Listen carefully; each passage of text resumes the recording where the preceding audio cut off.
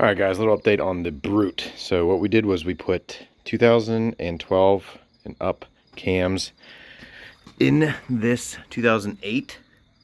Now, what I did wrong was I actually messed the timing up a little bit on this front cylinder. I'll show you a clip on how she ran at the track with the little mess up.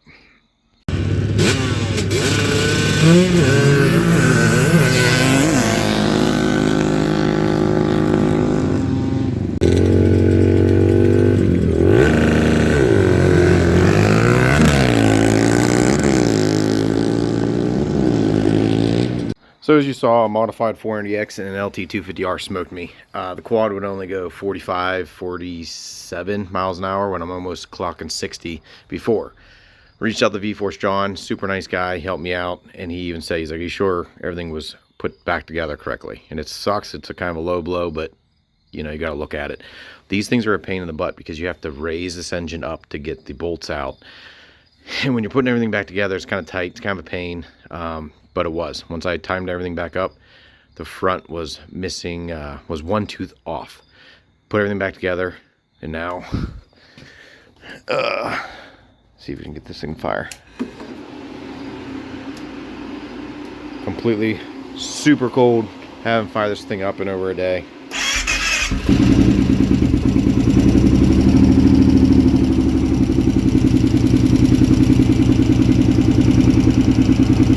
And yeah, so she fires up, no problems at all. Idling, that was the biggest problem I had when that cam was just one tooth off, is it did not want to idle at all.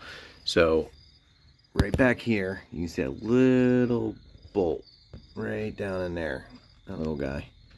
It's got a little Allen key and a locking nut. You can manually adjust your idle with that. But the other way of doing it is, boom, this guy right there is the throttle position sensor. You can see that it's got a little Torx, but it's a tamper-proof one. You can get the kit at Harbor Freight for like 10 bucks, and you can get that. I adjusted it, messing with it, with the timing being off. That was kind of, again, big mistake on my part. Should have double-checked the timing before I put everything back together, but I was kind of rushing. But either way, messed with all this crap, could not get it to run right. And yeah, that's what even V-Force John said. He's like, if the timing's off, it'll run like a stock Grizzly 660. This thing ran like crap. That's what it was. Fixed it. Now we're gonna see how she rips. Well, unfortunately, by the time I got the cams in, we were waiting for the next race and it got canceled. So the season's over, we don't have any more races, so I can't really test this thing, and it's starting to snow. So what I did want to go over was the cams that we put in this machine. These camshafts are an eBay special. They're from Caltrek. I think that's how you pronounce it. They're super, super cheap. And not going to lie to you, I'm absolutely terrified to run them. So what I want to be is the guinea pig for you guys. As you can see here, these are on eBay for $33.98 each. You need two, so less than, what, 70 bucks. You basically have like a stage 1.5. They're, I guess, the stock cams in these 2012 and up is a little bigger than the stage 1 webcam. So I'm calling this like a stage 1.5. Very cheap camshafts. I'm terrified to run them, but hey, if they make good power, they're dirt cheap, why not?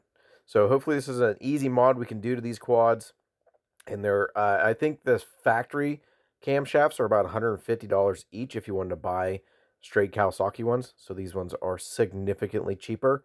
If they work, then I'm happy with it. This is an extremely good budget build four-wheeler.